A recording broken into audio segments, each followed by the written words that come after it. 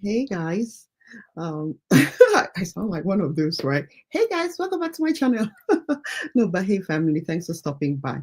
So the reason why I came on here today was just to have a conversation around a movie that I watched recently, and I made a post and got a lot of feedback from, and also it's been gaining a lot of creating a lot of discussion online.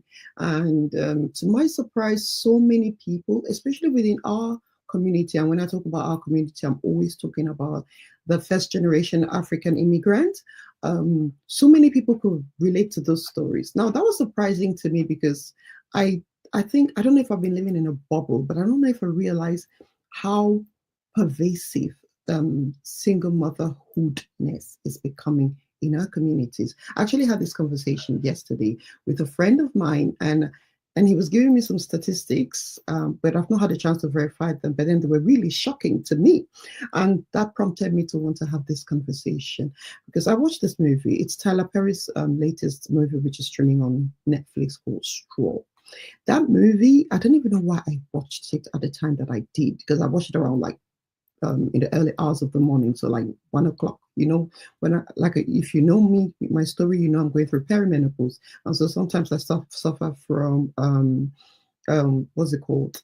Uh, Not sleep apnea. What's the word? I suffer from lack of sleep, so being unable to sleep. What? See, this is again another part of perimenopause. My mind just goes blank, and in the middle of a conversation, I have no idea what I was talking about. I suffer from insomnia. The word has finally come back to me.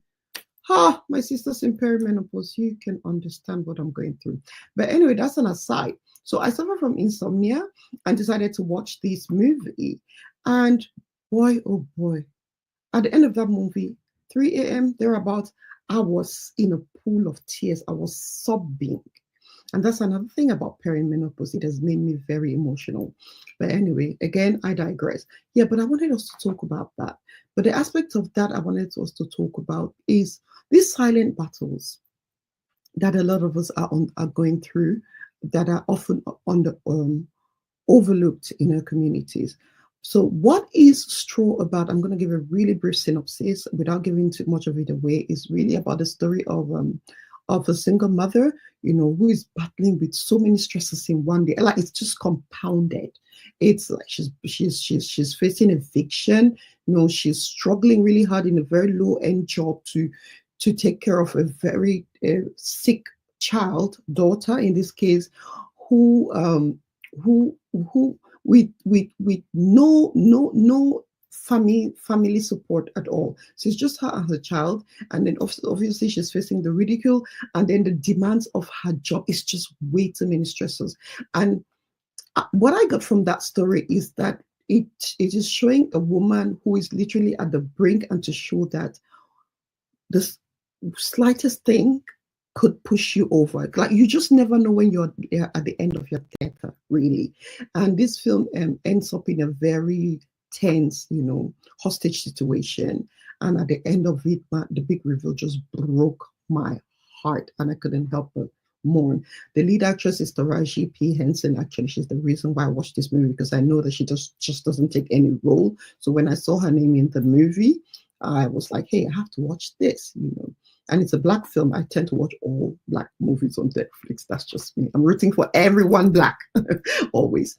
So that at the end of the movie, and I made a Facebook post, and a few people have watched it, and it had the same effect on them. And then I went down the rabbit hole, as we normally do, right, to see what other people were saying. There are a lot of think pieces about this movie on social media. You just need to type Straw by Tyler Perry, Netflix, and you'll find quite a lot.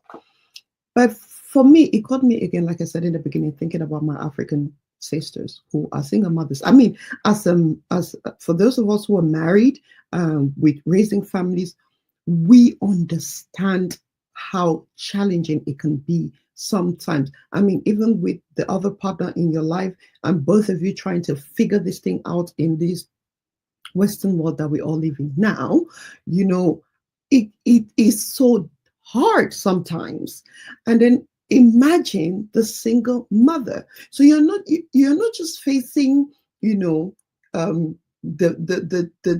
difficulties around, like, lack of financial support, or I'll say financial instability, or the challenges that come with just your own welfare, the lack of community support, your mental health, trying to have a strong mental health or positive mental health while facing the so many hurdles that we are faced with on a daily basis.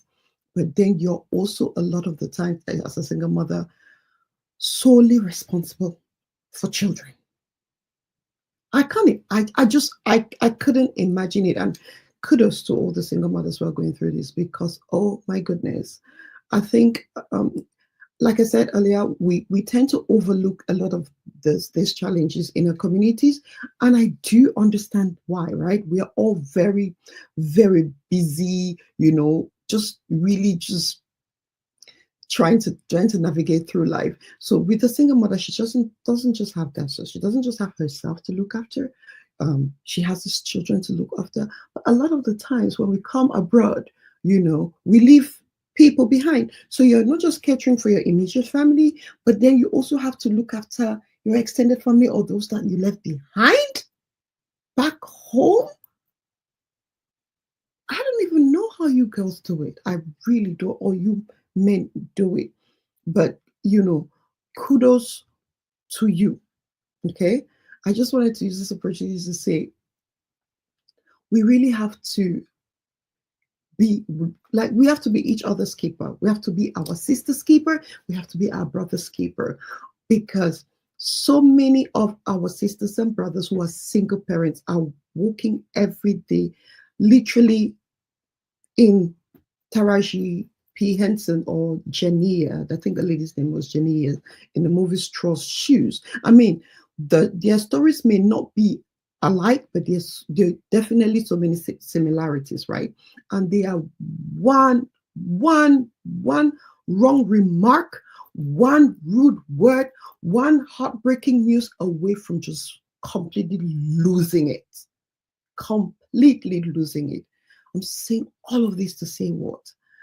We need to be our sister's keeper. We need to be our brother's keeper. We need to be aware of the single parents in our communities.